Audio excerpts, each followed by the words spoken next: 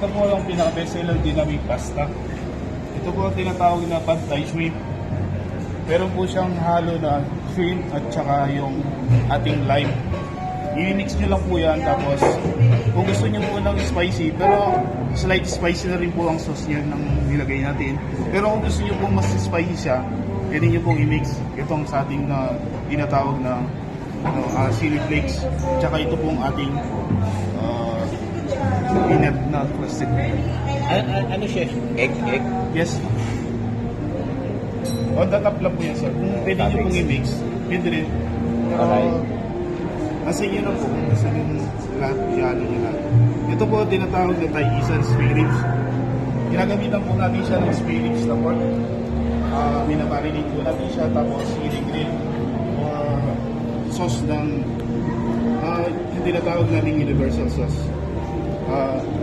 Sa atin na lang po yun, parang ginagawa po natin. May sariling ingredients. Secret ingredients. Secret ingredients po yan, sir. Okay. Tapos ito po yung ating tinatawag na lemongrass chicken. Isa po siya, breast na breast po yan na i-grill natin. Tapos based po sa pagkain niya, inilitip lang din po dito sa sauce niya yung yung pagkain. Dari po, ito po kasi, ang sausawan niya ay ginger. Spicy din po yan, medyo asim. Kaya kailangan po, pag kinakain niyo to, dinidip din po yan sa kanya sauce para nakakomplete po yung lasa niya. Ito po ang tinatawag naming drunken seafood pasta.